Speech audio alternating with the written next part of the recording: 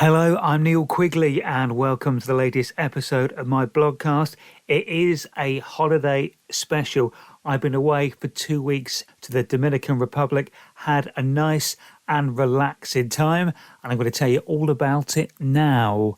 I did this for the first time 5 years ago in that I decided to take a holiday somewhere very hot in January. I went to St. Lucia then for 2 weeks on my own. And do you know what? There was something fantastic I felt in being in the warm, hot sunshine at the start of the year, relaxing and chilling on a beach while it's cold at home. And also you get the busy Christmas period and the New Year out of the way, and then you can relax and unwind a bit to start the year right. I have done that a couple of times since that initial trip, and this year I was very lucky in that I managed to do it again with my girlfriend Linda. I am slowly trying to work my way around the Caribbean islands. So far I have been to St. Lucia, Jamaica, and this was my first visit to the Dominican Republic. We flew out of Gatwick Airport with the flight being relatively early on a Sunday morning. The airport is just further enough away from us, we feel, to warrant an overnight stay in a nearby hotel. It just takes out the stress of the morning. We've only got to drive 10 minutes to the airport rather than an hour and a half. It could just make things very stressful if things go wrong on the road. Plus, if you book into a hotel the night before at the airport, it feels like the holiday starts then. We got a takeaway Pizza Express, had a few drinks in the bar, got an early night, and literally got up, drove to where we were leaving the car for the week, which was at the airport, did one of the parking services where they take your car for you from a car park right at the airport and then bring it back when your flight returns. So it's there, literally just a 5-minute walk from the terminal, which is perfect. Happily, the flight out to the Dominican Republic left more or less on time, so that was great. It's a 9-hour flight on the way out there, so obviously you do have to keep yourself entertained during that time. They actually had some games to play on the plane in the TV screen console that's in the seat in front of you. They were touchscreen games, and one of them was a bit like Tetris, called Bejeweled. Linda started playing it first, and I am very competitive, and she is very competitive. So I saw her playing this game and getting some reasonably good scores. So straight away, I felt I had to play. I was rubbish at it at first, but I kept trying, and eventually I managed to get the top score on the game. And then I decided to quit. That took care of about the first hour of the flight. We went with TUI, and happily they do offer gluten-free meals, so I did manage to book gluten-free food, which they did deliver to me at mealtimes, which was great. Also, on the outward flight, I managed to catch a film that I had been meaning to watch for quite some time, the latest Indiana Jones film with Harrison Ford and also starring Phoebe Waller-Bridge, who I like. I'm a big fan of hers, so I was interested to see what that was like. I did get a review of it from a work colleague just after it came out. He saw it at the cinema, and it was a fair review. There was no spoilers in it, but he said it was good. It was just like the original films, with lots of little bits that threw back to the original films. And he also said, but the ending gets a little bit ridiculous. Now, obviously, I didn't really know what any of that meant, but I settled down to watch it on the plane. The first bit is quite mad because they use CGI to basically de-age Harrison Ford. So Harrison Ford looks like he's in his early 20s. I'm not sure if they superimposed Harrison's face on his own face or they used a different actor and Harrison gave himself a couple of months off the filming of the movie. I don't know. It's weird, but it works. And it does mean the film starts with an absolute classic set-piece Indiana Jones action sequence. Somebody my girlfriend used to work with once said that Indiana Jones has the strongest punch in movie history. And having watched this latest film, I think that person may be right. He does hit hard, that's for sure, especially for an archaeologist. It was like all of them are easy to watch, packed with action, lots of fun moments, and you get the usual to-in and throw-in where the artifact that they've discovered is passed constantly between the good guys and the bad guys all the way through. And the review I got was spot on. I'm not going to give any spoilers out in case you haven't seen it, but yeah, the ending is a little bit far-fetched to say the least, I would say. But hey, it is ultimately a fantasy movie, so I think we all have to accept that. I'm glad I saw it, and I thoroughly enjoyed it. It reminded me how good the Indiana Jones music is as well. A mate of mine used to have that as his mobile phone ringtone for years.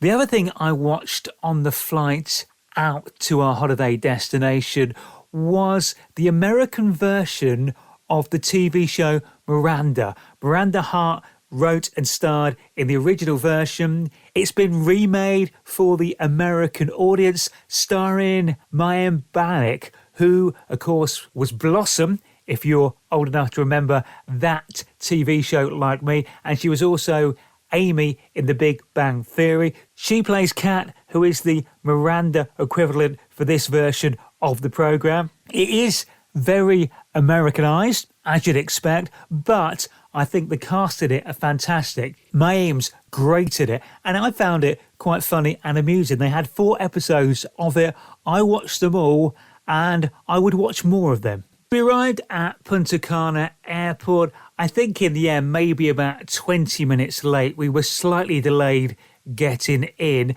As a treat, my girlfriend decided to book us a private transfer. However, when we arrived, we could not find it anywhere.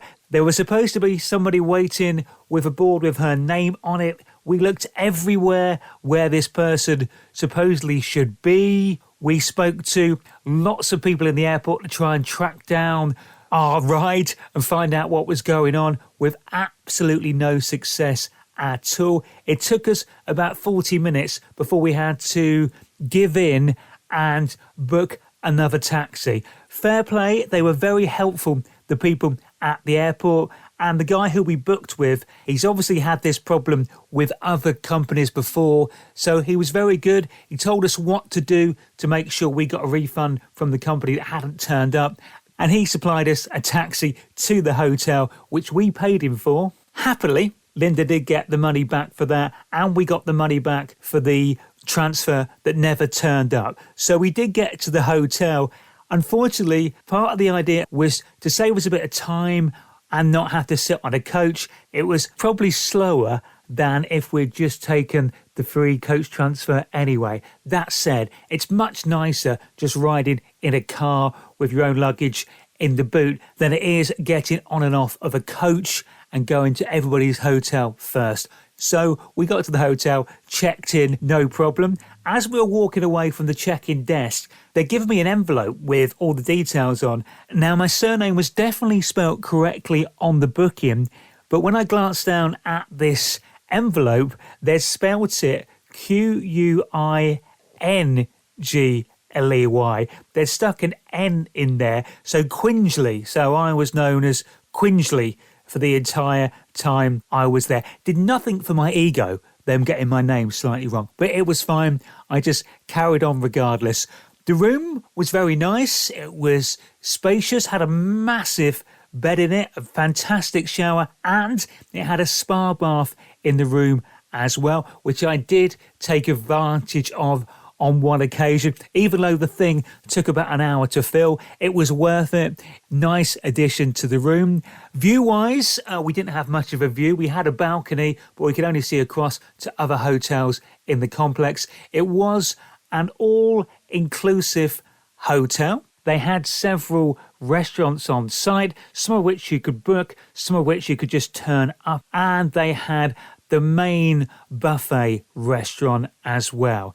I have mentioned this many times before, but I am a celiac, which means I have to be on a very strict gluten-free diet. Even the tiniest bit of gluten can make me ill. So before I arrived at the hotel, I emailed them to explain the condition I had and to check they could cater for me. They said, fine, no problem. We put a mark on your file, but remind us when you check in. So I did that.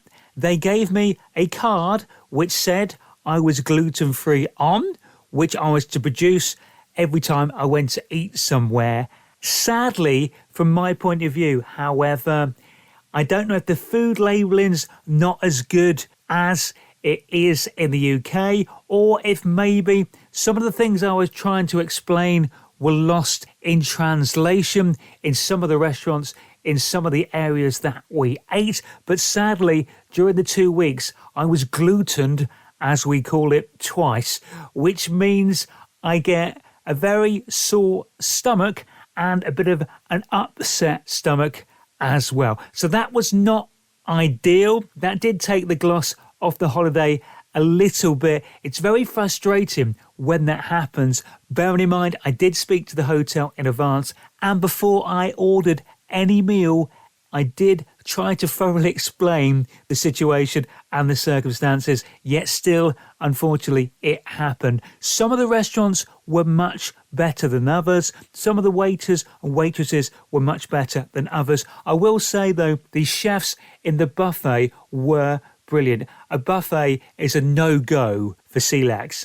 Even though there will be plenty of gluten-free food or foods not containing gluten, the problem is, and I'm not blaming anyone because I used to do it as well, they generally put the gluten items next to the non-gluten items. Then you've got the problem that everything's done with tongs and spoons, and you know what it's like. You see a couple of things you want, you've got the tong in your hand, so you're moving the tongs in between everything, so there's some cross-contamination there. And also, people are picking up the food, which is fair, and putting it on their plate, some of which already has gluten on. So basically, I can't touch a buffet. It is like playing Russian roulette for a celiac. I did manage to track down the chefs, and they were very happy to go and prepare food in a separate part of the kitchen and bring that out to me, be it some salmon and vegetables, some chicken and some vegetables, or some gluten-free pasta. That was great. They also had in packets gluten-free bread, gluten-free muffins, and gluten-free croissants, all of which is great. Anything in a contained plastic wrapper I love, because it means it cannot be cross-contaminated, it will be safe, and it will be fine. So I did find the food issues a bit tricky on this particular holiday, and it does make things a bit more difficult at meal times. I'm sure the hotel were trying their best. I think it's just maybe a slight lack of understanding of how just a tiny bit of gluten can really seriously affect a celiac. So that was a little bit unfortunate. However, the weather out there was absolutely fantastic. Sunny, blue skies between 28 and 30 Celsius for the entire 2 weeks we were out there. So, as you can imagine, we spent a lot of time laying by the pool and a lot of time at the beach that was connected to the resort. However, the main area in the sea, the waves were quite strong, so I did manage to paddle out waist high on at least one occasion, but the waves do give you a bit of a battering. It made it quite good fun, I'll admit, but it wasn't really a relaxing place to go for a swim in the sea. That said, just lying on the beach and just hearing the waves lapping in onto the beach is just so relaxing. It kind of just sends you to sleep. I did so much napping while I was sunbathing, loads of power naps all the way through the holiday. And yes, before you ask, I did manage to get myself a bit of a suntan, trying to be careful, always putting lots of sun cream on, making sure I kept my cap on most of the time as well. As a man who has very little hair on the top of his head, it's very easy to burn that, and nobody wants sunstroke on holiday. That is no fun whatsoever. Generally, I managed to make that work fine, so that was another plus point from the holiday. There's a few different bars they had on site as well, depending on your mood. The main one being the lobby bar. Our favourite bar was the piano bar. It had a very good cocktail waiter in there, made some fantastic cocktails. And also as well, once we'd been there a day or two, he got to know us and we only had to walk up to his bar and he'd just start preparing our drinks. He wouldn't even ask what we wanted. He'd just fix Linda whatever cocktail he thought she might fancy at that point. And I was just on the juices, still not having any alcohol at the moment. So I drank a lot of juice and a lot of non-alcoholic cocktails while I was out there, but he always had one ready for us. And the guy on the piano was great. He played a nice mix of songs, but I suspect he may have been a bit of an Elvis Presley fan because he did play a lot of Elvis songs on the piano, which was absolutely fine by me, of course. So we spent a lot of time in that particular bar. They had a coffee shop on site as well, which was really good and all part of the all-inclusive. I am normally a massive tea drinker, but for some reason, over the last few years, I tend to have some coffee on holiday. Well, I say coffee, the connoisseurs amongst you will probably disagree. I like a latte, so I have a latte or sometimes a cappuccino if I'm feeling crazy. So I did have a daily latte out of Mike's. They also had a very lifelike looking monkey ornament in there. So I got some hilarious comedy photos taken with that, of course. There was also a sports bar there showing mostly American sports. The Caribbean islands, certainly at this time of the year, due to their closeness to the two countries in question, tend to have a lot of Americans and Canadians visiting. So there was lots of American sport in the sports bar. It was well done. There were several big TVs there. They also had a gym on site, which always seemed to have at least one person in, no matter what time of the day or night you went past there. I do admire that kind of dedication if you're on your holidays and still working out. There was a very small casino that we went in one night for about 10 minutes. Unfortunately, it didn't really remind me of Vegas. We played a little bit of blackjack, lost the money we'd set aside pretty much instantly, played the slot machines, which to be fair weren't very good, and then left. But at least we tried it. We came, we gave it a go. The plan was to go to everything we possibly could while we were there, and I think we achieved that. The a la carte restaurants all had different themes. There was a steakhouse one, a burger bar, a Mexican place, and a general mishmash, I guess, is how you could possibly describe it. We made sure we ate at all of them. The standard of food did vary between them. Some nights you might be lucky, other nights less lucky.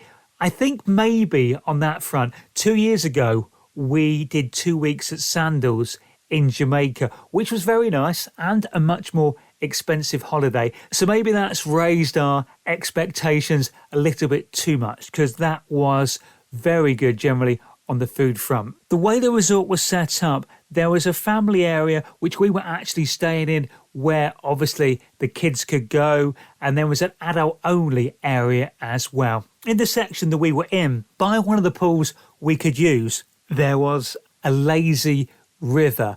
You could, for an hour, have a rubber ring and go round this little section where the current was just strong enough just to slowly drift you round in the right direction. It was good fun, very relaxing when it was just doing that and you pootling along very slowly. However, because it was set up for the kids, there was lots of areas where you got sprayed with water. Linda and I did it one afternoon, and I think I laughed all the way round because we were desperately trying to paddle away and avoid the water, but it's kind of set up so you can't. They make sure the way the current is set up, it pretty much drags you in to all the waterfalls, so you do get soaked. I was laughing my head off getting soaked myself, and then I happened to turn around and see Linda get dragged into this waterfall that she couldn't get out of, and she was getting absolutely drenched. And I must admit, it did make me laugh out loud. We had a fun hour or so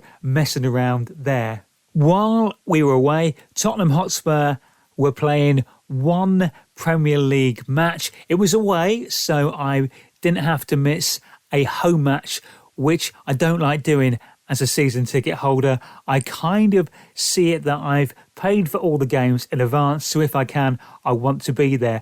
I was desperately trying to find somewhere to watch the game. I presumed I'd just be able to watch it in the sports bar. And then I found the sports bar didn't open until about 2 hours after the game I wanted had finished. So initially I contacted my holiday rep and he put me in touch with someone at the hotel. Initially, they were going to open the entire sports bar just for me so I could watch the game there. Sadly, they couldn't make that happen. But then they said they'd be able to get the game on the TV in my hotel room. So I thought, fine, that'll do me. As long as I can see the game, I don't mind how it happens. So I got back to the room. I put the channel on. The guy said it would be on. Nothing was happening. It wasn't on.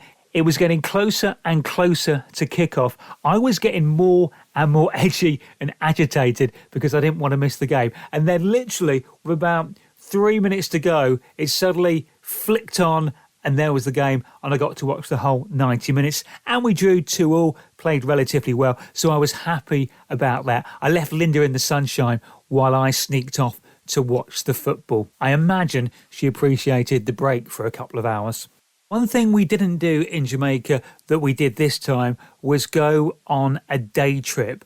I kind of decided that maybe we should get out and see a bit of Dominican Republic while we were there. There were a couple of day trips we were looking at, one of which was swimming with dolphins, which is something I would love to do, but I've also got sort of mixed feelings and emotions because obviously to make that happen, the dolphins are kept in captivity and obviously trained to be friendly. I'm sure hopefully they're well looked after, but that gave me a little bit of a problem, even though I thought it would be fun and you get some great photos. So what we decided to do instead was do an island visit they did to a place called Sayona Island. They offered various different ways of doing it. We went for what they called the luxury tour, mainly because I managed to get a bit of a deal with the rep. I say a bit of a deal. I'm sure he gives the same price to everybody, but he started higher and I was like, no, that's a bit much. What's the best price you could do? Thought I'd haggled him down and he probably charged me the same that he charges everybody else anyway, but it felt like I was getting a bit of a deal. The bad news about this trip is most days we were getting up about 8 o'clock, getting ourselves to breakfast, then either heading straight to the pool or the beach for a tough day's sunbathing. When I booked this trip, I did it with the rep alone while Linda was back in the room. When I got back to her, I had to break the news to her that we had to catch the coach at 7 a.m, which would mean we had to be up before 6, which is a time nobody really wants to be up on holiday, is it? Let's face it, that's way too early. We sensibly ate early the night before and then got up on time. The breakfast buffet, believe it or not, did open at 6:30 a.m, so we managed to get some breakfast before we caught the coach. Predictably, we got there just before 7 o'clock and it was 20 minutes late. So then we had a coach journey that took us more or less back to the airport. Then we had to wait a bit in a coach park. Then we had to move on to a different coach, literally on the side of the road. And eventually we arrived at our boat. It was a catamaran that they were using to take us out to the island. We got on, we had to stick our life jackets on. Now, there were a few little added extras and features that we were doing as part of this trip. The first one was snorkeling, which we thought might be a little bit further out into the sea. It wasn't. We'd been going about 5 minutes, if that, on the boat when it suddenly stopped and the tour guide was like, right, this is where you do your snorkeling. Now, I did some snorkeling in St. Lucia and I was absolutely terrible at it, but Linda and I thought, oh, we're here, we'd paid for it, let's give it a go. They supply you with the snorkeling masks, and for this particular one, the life jackets that we were wearing, we were told we had to keep them on. So I went out with the intention of trying to see some fish, but what I found was, and this always happens when I try to snorkel, all I did was every time I stuck my head under the water, I just drank a mouthful of seawater, salty seawater. But that did mean I think I managed to keep my head under the water with the mask for a total of about, say, a minute. So I saw a couple of little fish and that was about it, and almost drunk my own body weight in seawater. That said, it was a bit of fun. Then we were back onto the boat, and we went probably another 20 minutes or so before we stopped at what they call their national park. Now, their national park is part on the land, and then part of the sea is actually the national park as well. And it is stunning. Turquoise in colour, beautifully warm, comes up to about the middle of your chest. So they stopped there so we could have a swim. They brought out a inflatable bar so they could serve drinks while we were there. So we had a bit of a swim. There was also a photographer with us, and obviously he wanted to take photos of all of the couples that were there and then try and sell them to us later on. So he collared me and Linda and had us pose for a couple of photos. Now, Linda is not actually a massive fan of having her picture taken, while I love a photo shoot. So in the end, after we'd taken quite a few shots of the two of us, he took me to one side and basically I did my own photo shoot in the water, which I absolutely loved. And later on, he showed us the photos. He wanted to sell us them all, but some of them weren't that great. If I'm perfectly honest, they just weren't quite right and didn't capture us nicely. So in the end, we had one of Linda and I together and one of me where it looks like I'm recreating the Peter Andre Mysterious Girl video. I think it's a great picture. I was very pleased with it. Once we'd finished our swim in the national park, back onto the boat, and finally we arrived at the island. It's a stunning island. It's got a beautiful white sandy beach. The sea is nice and calm and warm, and it's set up with lots of sunbeds for you, and there's a bar there, and they supply you food there as well. I did have to once again go to the guy to say, look, I'm gluten-free. Can you make sure there's no cross-contamination? Can you sort me out with a meal?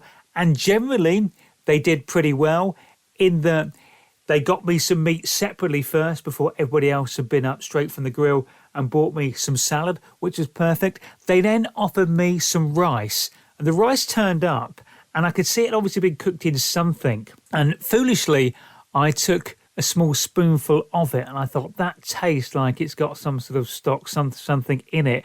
So then I double checked with the guy and I said, what is in this rice? And then he tells me it's got what he called a magic cube. So basically one of the beef stock style cubes, which some of them can contain gluten, which of course is not good for me. I'd had a slight mouthful, so I had to back away and send that away, which was slightly annoying. I was annoyed at myself for not checking that before I had had a spoonful, but I thought, as I told him it needed to be gluten-free for me, he might have double-checked that first. Anyway, no major damage from that one, I didn't think, although it was hard to tell from the other glutening that was happening anyway. The island, though, was great. I'm glad we went.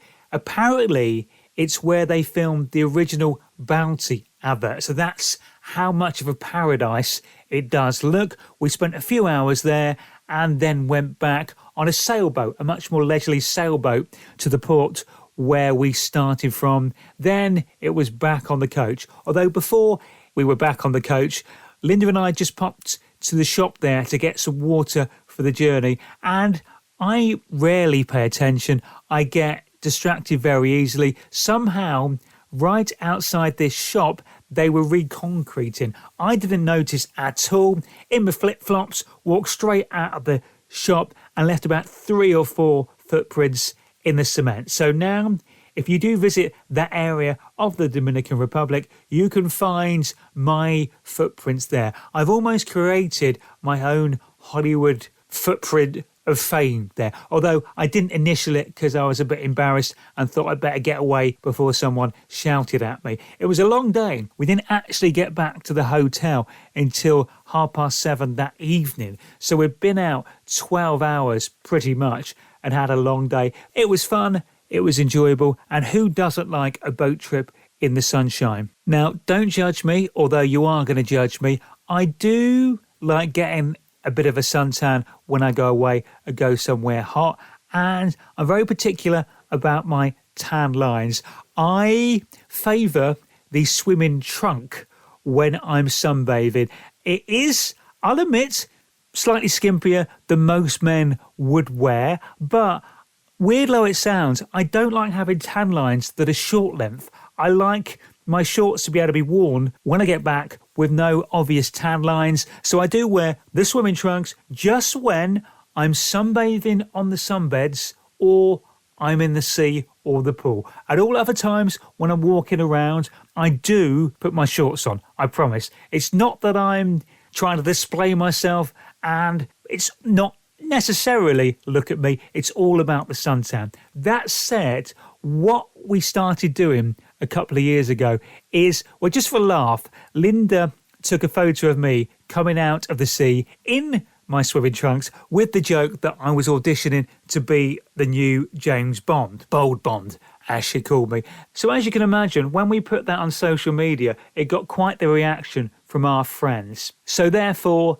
every holiday since, we've been posting a picture of me in my trunks, just basically to annoy our friends. But every time the poses have got slightly different, slightly bigger, we're trying to make them more elaborate. As it happens, at this resort, they had some angel wings with the name of the resort placed above it. And as soon as we saw it, I thought that's the ideal place for the photo this time round. Obviously, because I am a vain man, we don't do the photo until at least the end of the second week, so I've got a decent suntan. But we did this with the angel wings this year, and it was more elaborate and more spectacular than previously. But the problem is now we've set a precedent where we've got to try and up the ante. So I'm not sure what pose I'm going to manage to do next time. We had a really relaxing fortnight. It's a really chilled place. It's great to be on the beach, I think, while it's freezing cold and potentially snowing in the UK. It's a time of the year I love to get away. But as ever, all good things must come to an end. And it did, seemingly all too quickly. All of a sudden, it's the last day and we've got to head back to England. Happily, the private transfer did turn up to take us from the hotel back to the airport, and we managed to miss Storm Aisha. We kind of managed to dodge our way around it, although we did benefit from it slightly. The flight back from the Dominican Republic should have been 8 hours, but because of all the extra strong winds that were about for the storm, we actually made it back in just under 7 hours. Landed 15 minutes early, which is almost unheard of, I think, on a return trip to London Gatwick. So that was great and a nice way to end the holiday. But now it is back to reality, back to the real world, back to planning possibly next year's break. That is just about it for this time. Just a quick reminder that you can hear my radio show Saturday afternoons between 2 and 4 at radio9springs.com. Take care, look after yourselves and each other, please, and I'll speak to you soon. Bye-bye.